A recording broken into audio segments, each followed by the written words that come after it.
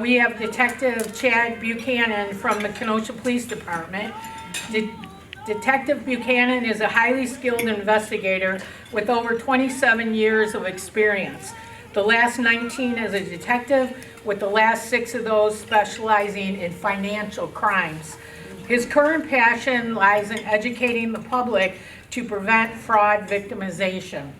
We've only allowed enough time for a very brief overview, but a full presentation by Detective Buchanan, sponsored by the Kenosha County Democratic Party, is free and open to the public on this Tuesday, May 13th, 7 p.m. at the Kenosha Southwest Public Library. Please help me welcome Detective Buchanan.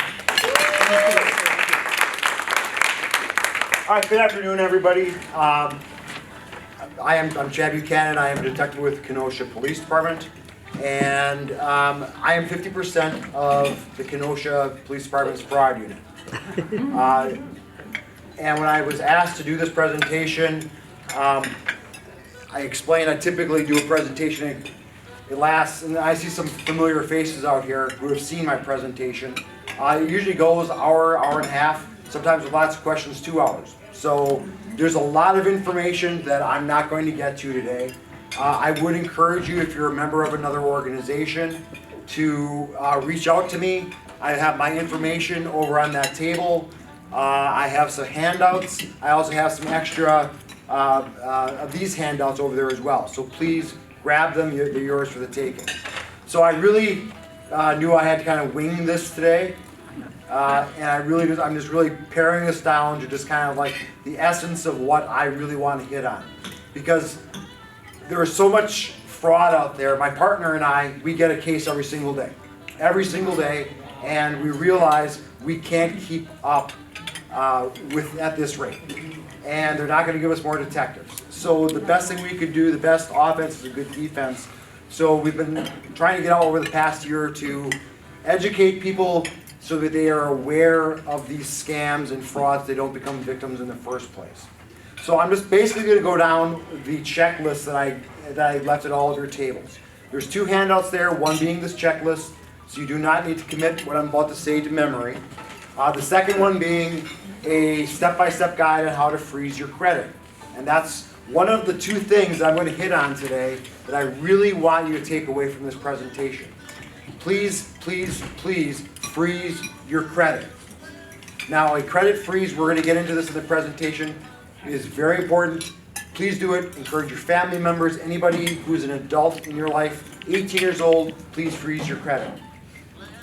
All right, the first thing, monitor your financial accounts. Literally, go through your credit card statements, your bank statements, line by line. And don't expect these things to be some huge amount of money that are going to jump out at you. Sometimes scammers will take out, say, $50 a month from your account. You don't even realize it. But if you think about it, if you've got thousands of victims falling for this, that is very, very lucrative. So please monitor credit card and bank statements very, very closely. A second thing is check your credit report. You'll find oftentimes the people who are pulling credit the most are people maybe in their 30s, they're buying a house, they're buying a car, they're starting to make a family and a life where they're having to pull a lot of credit. So those are people who, if there's something wrong with their credit, they're going to be aware of it. I rarely ever draw credit for anything, I don't know about you, so you really need to check your credit report regularly. What I recommend to people is there are 3 major credit reporting bureaus in the U.S. Equifax, Experian, and TransUnion.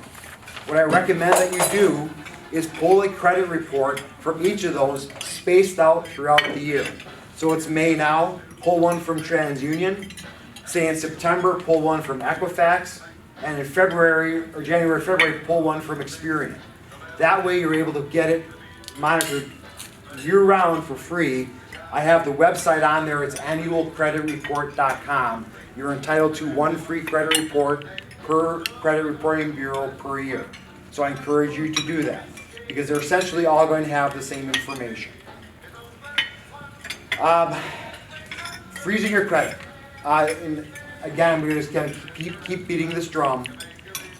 You need to freeze your credit because if your personal identifying information gets out there, you're going to let someone just use your good name and reputation, and they're going to use it to obtain credit in your name. And if you're not paying attention, if you're not pulling your credit report, you're not going to even know it's going on. So it's a really easy process. My partner did this for all 3 credit reporting bureaus with his wife. For his wife's credit, it took him 12 minutes total. Okay, so this is something you can do rather than thumbing through Instagram or whatever like that for a half hour. You can freeze your credit in 12 minutes. All right? So seriously, please do that, because the amount of time you're going to spend getting your good name and your identity back is going to be weeks, months, if not years. It is well worth freezing your credit now to avoid that pain in the future. Now, people oftentimes wonder, hey, if I freeze my credit, is my credit card going to work? Is my mortgage still going to be paid? It will. It does not stop any existing lines of credit from working. It just prevents future lines of credit from being taken out. All right? So I really, again, please do this. It's going to save you so many headaches and trouble. Yes? I had fraud happen last week, and I froze my credit, and what the credit bureau does is, when you want to take out credit, you call them and say yes, and then they give you a code word to use. Exactly. So what the credit, you can unfreeze or defrost your credit at any time. So say if you're at a car dealership and you want to finance a new car through them, you can do it right there on the phone. You just ask them, hey, who are you going to check my credit with? Oh, it's going to be TransUnion. Let me defrost my credit with TransUnion.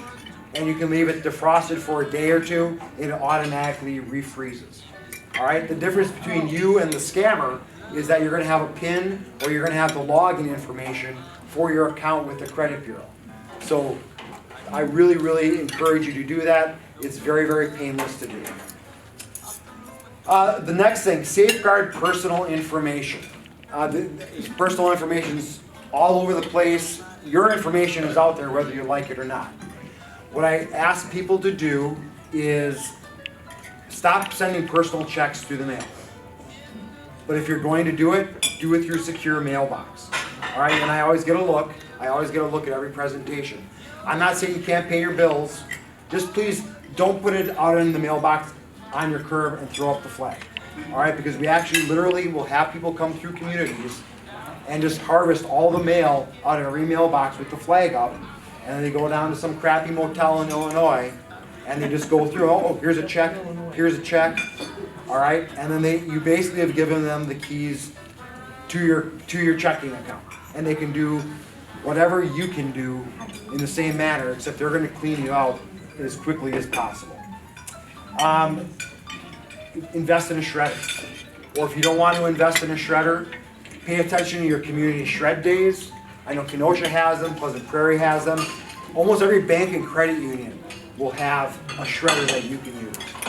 So what I typically do is I will just collect any kind of important documents. Tax season just passed. You may have tax documents that you don't want just thrown in the mail.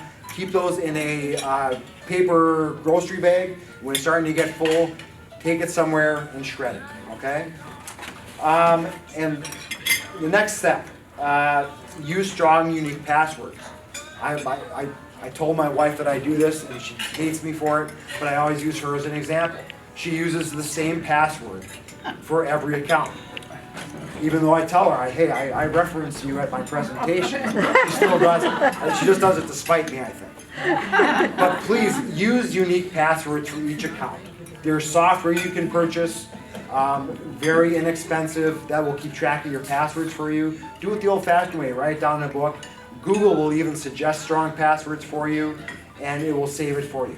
So try to use unique passwords, because just like a house key to your home, if someone gets that house key, they can get in. You're just doing the same thing with passwords. And enable two-factor authentication. That's where if you want to log into an account, so like a banking account, even email, you get a secondary code that you have to enter into your phone. I really recommend that you do this. It's much more secure. So if someone does get your password, they're likely not going to have access to your phone where they're going to be able to enter in that secondary code. So I encourage you, if you have the option, most banks have it now where you can have two-factor authentication. You just log into your account online, enable it, and you're all set, all right? I guess on that same note, I would also recommend getting notifications for unusual withdrawals or charges to your credit line or to your bank account. I have it set where if I get $1 charged to my credit card or withdrawn from my bank account, I get a notification. Does it get to be kind of monotonous, constantly looking at things? Yeah, it does, but it's kind of like freezing your credit. The pain you experience, looking at that is going to be way less than if someone cleans out your account or charges a bunch of money to your credit card. Beware of phishing attempts. They use phishing, PH, in this context because it's like using a phone, but it's just that. These are people who are at some kind of center and they're literally casting a line. And they're sending out a notification. Hey, Bank of America customer, you have this unauthorized charge to your account. And they're just casting that line. They're casting millions of these lines. Do they know that you might be a Bank of America customer? No, they don't. But they're hoping to get that person who is a Bank of America customer to bite. Okay? And when you respond, no, I did not make that charge, they know they have a fish on the line. And they're going to start reeling you in. So phishing means they are fishing for information. And keep in mind, these people are professionals. They're not going to just call you up and say, give me your credit card number, give me your PIN number, give me all this information. They are very good. They will take you down a twist and turny path where you don't even realize that they are harvesting information from you. They're recording it all. And this will go on for sometimes hours. And you don't even realize in that amount of time, when they're portraying themselves as the Bank of America customer service representative, that you have given them out all kinds of information. So just be really cautious if you're being kept on the line, it's unsolicited, and you are not aware of any kind of problem. You know what you should do? Hang up the phone. Look at the back of your credit card, look at the back of your debit card, call that number directly and say, hey, I just got a call from somebody saying they were from your company, and they say I have this compromise. Do I have any problems with my account? Chances are they're going to say no, it was a scam attempt. Secure your devices. If you have a smartphone, if you don't have facial recognition on it, a password, a thumbprint scan, please secure your phone. Because if you just forget your phone somewhere and someone picks it up and you have your banking information on there, you're opening yourself up to a lot of problems, as you can imagine. But it just doesn't go to securing your devices. Your home computer, keep your software, your antivirus, your anti-malware software up to date. All of those things, please keep those things up to date. Be cautious with public Wi-Fi. People always, this is the second thing that people always give me a look about is, oh, public Wi-Fi, I like using public Wi-Fi. I'm not saying you can't use it. If you go to the library, if you go to McDonald's, you go to Starbucks, feel free to use that. Just don't do anything in which you're doing banking or you're entering passwords to order things, because it sounds like kind of outlandish, but there are literally people who hang out in these places, and you always see that person at Starbucks who's just sitting there with a cup of coffee and a laptop. Sometimes that person is there not because they're doing work, but because they're stealing people's information. So it's fine to use public Wi-Fi, again, just nothing that requires you to enter a password. Whoa, we're close to the end. Wow. I don't know where I'm at on time. You know, before I get to the last one, here's something I want to also say. The second thing, if you take nothing else away from this presentation, please, if you ever find yourself in front of a cryptocurrency ATM, turn around and walk away, all right? Because you are being scammed. There are 2 people in this world who use cryptocurrency ATMs. And last count, we had 36 in Kenosha County, okay? They're parked right next to legitimate ATMs. The 2 people are, 1, scam victims. The second person are drug dealers. Those are the 2 people who use cryptocurrency ATMs. The reason why is scammers want an anonymous, untraceable, or relatively untraceable way to get their money. cryptocurrency is the way to do that. Yesterday, I had a victim who put $10,500 into a cryptocurrency ATM. The day before, I had another one, $10,000. 3 weeks ago, my partner had a senior citizen put $39,000 into a cryptocurrency ATM. I know it sounds crazy. It happens constantly. If you ever see somebody elderly in front of an ATM, you see them feeding $100 bills into an ATM, they are a scam victim. Now, the scammers don't care that you are using a cryptocurrency ATM. Cryptocurrency ATMs have fees up to 30%. So it's 30 cents of every dollar being put into that machine is being collected as a fee. So that's why the cryptocurrency scammers, they don't care that they're losing 30% of $39,000. It's still free money to them.